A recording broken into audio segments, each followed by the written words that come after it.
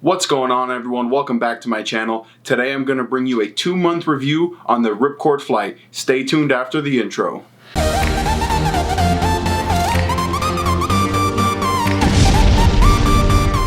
So this is another new segment that I'm trying to bring you guys where I'm going to re-review the ball 2 months after I get it.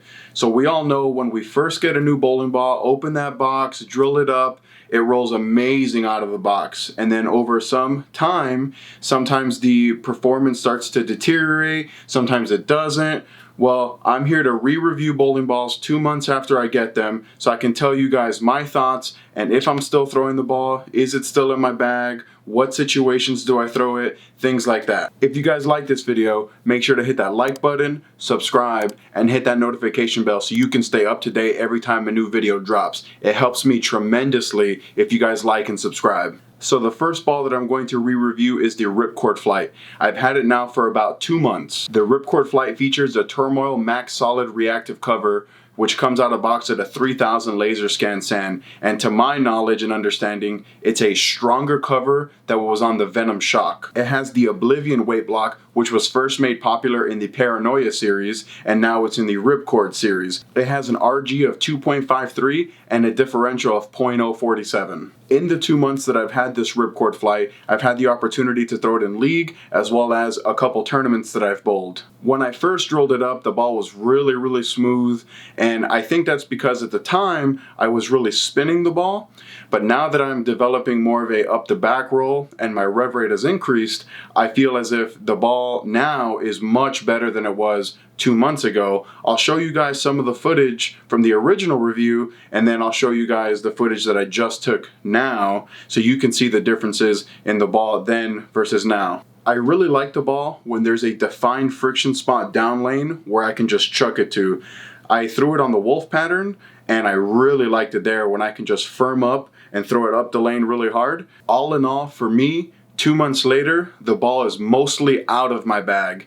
I tend to lean towards more the Venom Shock. I tend to lean more towards the Alpha Jackal, the Jackal Ghost. I've been throwing the Desert Tank a lot more recently. So for me, the Ripcord Flight only gets in my bag in specific situations. If I'm bowling somewhere where I know that there's that defined friction, then I'll take it. Or if I'm bowling on a short pattern where I know that I can trap it up the lane. And that's not to say that the Flight is a bad ball by any means. It just doesn't match up extremely well to my game. I have other friends in town that are on motive staff that absolutely love their Flight. They love the motion that it creates for them. I just can't create that motion with that ball. I have my Flight drilled 20 by 5.5 by 30, and the ball that I'm going to show you now is the same one that I threw in the original review, which I'll link up here or up here, wherever that icon goes. I'll take you out on the lanes now so you can check out my Flight in action 2 months later. Let me know down below in the comments if you like these 2-month reviews and if you'd like to see me do more in the future. Alright, so these first 2 shots that you're going to see here were from the original review, and then we'll get into the new footage that I took 2 months after I first drilled the Ripcord Flight. Now for me, the first thing I noticed when I watched the old footage and compared it to this footage is how much smoother the ball is now. It doesn't really want to come off the spot as hard or as violently as it did when I first drilled it. The ball you're seeing here, I've redone it to a 3000 grit surface to match it as best I could to the out of box finish. These first like 6 or 7 shots are when this ball absolutely shines for me, when I can keep the ball in front of me and I don't have to give away the pocket as much. I've noticed since first drilling this ball that when I give away the pocket too much with this ball, it doesn't roll out, but it rolls more forward, and I start to leave a lot of corner pins if I try to create too much angle with this ball. So basically, anytime there's enough oil in the middle and not a ton of friction to the outside where I can keep this ball in front of me, is when I love throwing this ball. So as the lanes transition to where they're at right now, this ball is forcing me into a zone in the lane where this ball's almost out of play for me.